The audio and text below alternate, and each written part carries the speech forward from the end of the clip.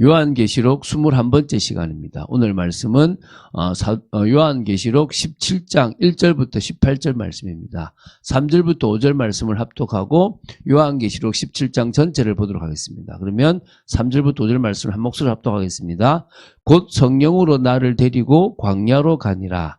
내가 보니 여자가 붉은 빛 짐승을 탔는데 그 짐승의 몸에 하나님을 모독하는 이름들이 가득하고 7머리와 10뿔이 있으며 그 여자는 자줏빛과 붉은 빛 옷을 입고 금과 보석과 진주로 꾸미고 손에 금잔을 가졌는데 가증한 물건과 그의 음행에 더러운 것들이 가득하더라. 그의 이마에 이름이 기록되었으니 비밀이라 큰 바벨론이라 땅의 음녀들과 가증한 것들의 엄이라 하였더라. 자, 이제 어떤 의미에서요, 하나님의 백성을 대적하고 하나님을 대적한 그런 세력들에 대한 실체를 오늘 좀 이제 드러내고 있습니다. 이게 이제 망하거든요. 자, 어쨌든 다시 한번 요한계시록을 정리할게요. 1장은 서론적인 개념이 있고요. 2장, 3장은 7교회에 보낸 하나님의 백성들에게 보낸 편지입니다. 그리고 4장부터 5장까지는 이제 그런 이 백성들에게 보낼 때 하늘에서는 하늘의 예배, 그 환난과 고난을 이긴 24종을 중심으로 일어나는 예배가 있습니다. 그리고 이제 6장부터 16장까지는 중요한 묵시입니다. 이거에 대해서는 우리가 계속 했으니까 넘어가겠고요. 17장부터 18장이 큰 바벨론의 멸망입니다. 흑암의 멸망이죠. 그죠? 흑암의 세력이죠. 그죠? 19장부터 20장까지가 예수 그리스도의 승리입니다. 결국 승리하게 되어 있는 겁니다.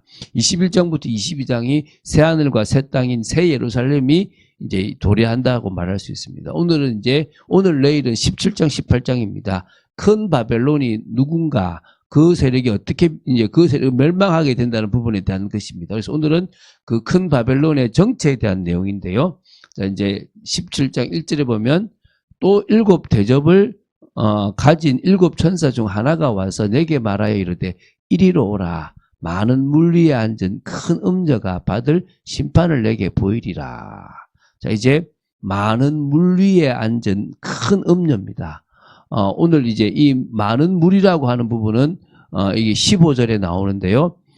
또 천사가 내게 말하되 내가 본 바 음녀가 앉아있는 물은 백성과 무리와 열국과 방언들이라.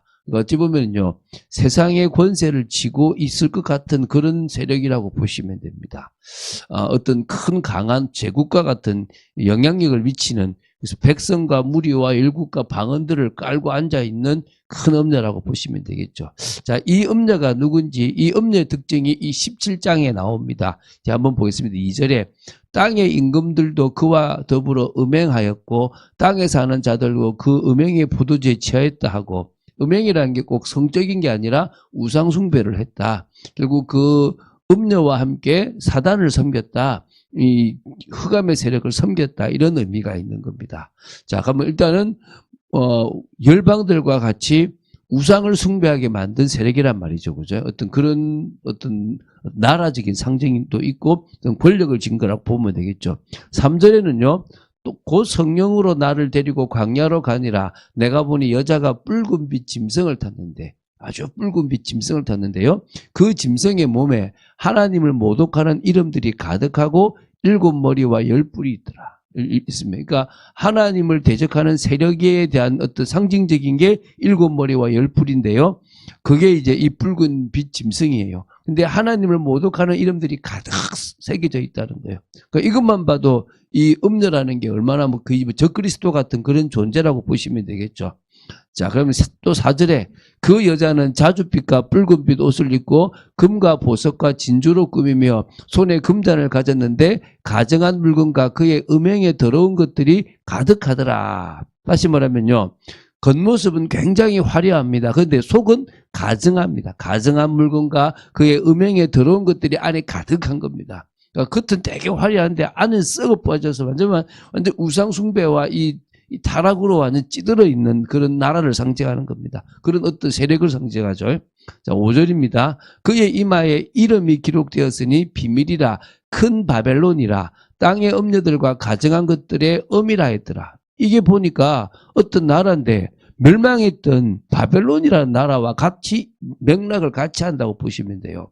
그러니까 다시 말하면요, 지금 여기서 지금 이제 이 바벨론이라고 하는 것은 바벨론의 그 어떤 영향력, 다시 말하면 이스라엘 백성을, 하나님의 백성을 괴롭히고 성전을 무너뜨렸던 바벨론과 같은 그 영향력을 가진 나라라는 거예요.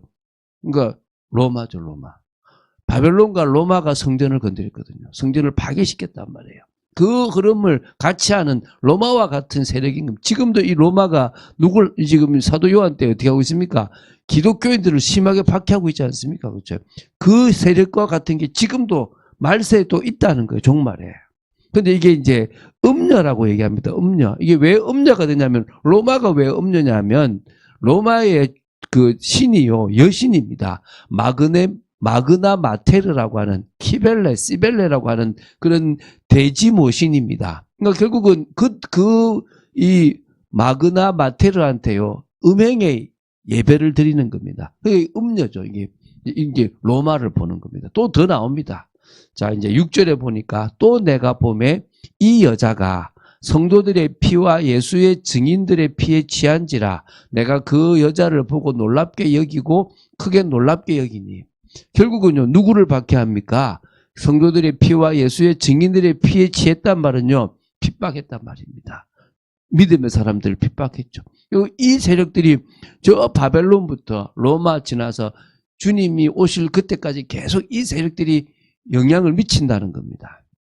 7절부터 8절입니다. 천사가 이르되 왜 놀랍게 여기느냐? 내가 여자와 그 탄 7머리와 10뿔 가진 짐승의 비밀을 내게 이르리라. 내가 본 짐승은 전에 있었다가 지금은 없으나 장차 무중행으로부터 올라와 멸망으로 들어갈 자니 땅에 사는 자들로서 창세 이후로 그 이름이 생명책에 기록되지 못한 자들이 이전에 있었다가 지금은 없으나 장차 나올 짐승을 보고 놀랍게 여기리라.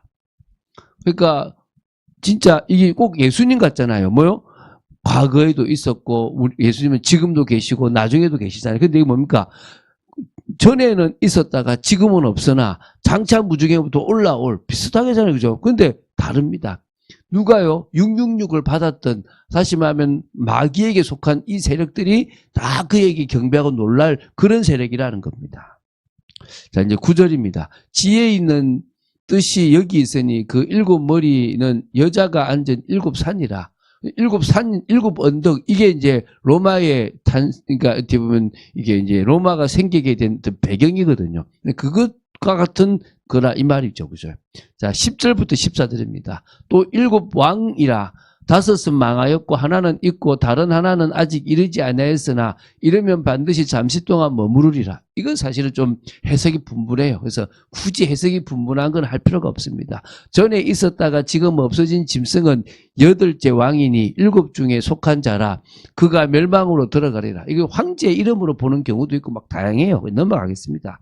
또 내가 보던 10뿔은 열왕이니 아직 나라를 얻지 못하였으나 다만 짐승과 더불어 임금처럼 한동안 권세를 받으리라. 이게 이제 보통 이유가 이런 식으로 됐는데 지금은 더 많아졌어요. 그러니까 처음에는 이게 이유처럼 생각했거든요. 아닌 거예요, 그것도. 어쨌든 여러분 고민하지 마십시오. 성경에 어려운 걸 해석 안 하시면 됩니다. 그들이 한 뜻을 가지고 자기의 능력과 권세를 짐승에게 주더라. 그들이 어린 양과 더불어 싸우려니와 어린 양은 만주의 주시여 만왕의 왕이시므로 그들을 이기실 터이요. 또 그와 함께 있는 자들 곧 부르심을 받고 택하심을 받은 진실한 자들도 이기리로다. 아무리 강한 것처럼 보이지만 결국은 하나님의 백성과 그리스도가 이기게 되어 있다는 것입니다. 이거 예수 그리스도 이기시는 거죠. 자, 이제 15절입니다. 또 천사가 내게 말하되 내가 본 바 음녀가 앉아있는 물은 백성과 무리와 일국과 방언들이라. 물이 뭔지 알죠? 어떤 사람은 그랬대요. 이걸 해석하고 이걸 보고 갑자기 저기 뉴욕에 가니까 자유의 신상이 물 위에 떠 있는 것 같은 거예요. 미국인가? 막 이런 식으로 해석을 하는 거예요. 그렇게 보시면 안 됩니다. 여기 분명히 성경에 이 물이란 게 뭔지 나오지 않습니까? 16절부터 18절입니다. 내가 본 바 이 10뿔과 짐승은 음녀를 미워하여 망하게 하고 벌거벗게 하고 그의 살을 먹고 불로 아주 사르리라. 이는 하나님이 자기 뜻대로 그 할 마음을 그들에게 주사 한 뜻을 이루게 하시고 그들의 나라를 그 짐승에게 주게 하시되 하나님의 말씀을 응하기까지 하심이라. 이게 이제 주셨다 이 말이죠. 그렇죠? 또 내가 본 그 여자는 땅의 왕들을 다스리는 큰 성이라 하더라. 권세를 하나님이 주신 거예요. 허락하신 거예요. 그래서 발악하도록 하신 거예요. 근데 그걸 다 멸하시고 하시는 거예요. 마치 하나님이 애굽이란 나라를요, 로마서에 보면요, 강하게 들어쓰셔서 이스라엘 백성이 그들을 무너뜨리고 나오게 하신 것처럼 이 로마와 같은 어떤 큰 바벨론, 음녀의 그 곳이 아주 강하게 역사하게 돼 있다는 겁니다. 그러나 그거를 다 무너뜨리고 결국은 예수 그리스도께서 승리하시게 되어 있다는 겁니다. 이제 18장에는 그 큰 성 바벨론으로 상징되는 이 음녀 상징되는 로마와 같은 대적하는 나라들이 멸망될 그 나라가 결국은 마지막에도 멸망될 거라는 것에 대한 예언입니다. 그래야 이제 19장, 20장에 누가 승리합니까? 예수 그리스도가 승리하죠. 그 승리해야만 이제 새 하늘과 새 땅이 일어나는 겁니다. 자, 우리는요, 이 요한계시록을 통해서도 누구를 만납니까? 예수 그리스도를 만납니다. 우리가 사복음서를 통해서는 어떤 예수님입니까? 십자가에 죽으시고 부활하신 예수님이라면 이제 이 요한계시록을 통해서는 부활하신 예수님께서 승천하셔서 다시 오실 재림주가 되실 그 예수 그리스도입니다. 우리는 어떤 의미에서는 사복음서와 요한계시록을 통해서 예수 그리스도가 어떤 분이신지가 완성되어질 수 있어야 될 줄 믿습니다. 그리고 우리는 뭐요? 나는 일평생 이분의 증인입니다. 나는 이분만을 증거하고 내가 성령의 역사를 받았을 때 다음에 하나님이 원하시는 방향, 올바르고 정상적인 방향을 향하여 달려갈 겁니다. 라고 하는 여러분 되시기를 주 예수 그리스도 이름으로 축원드립니다.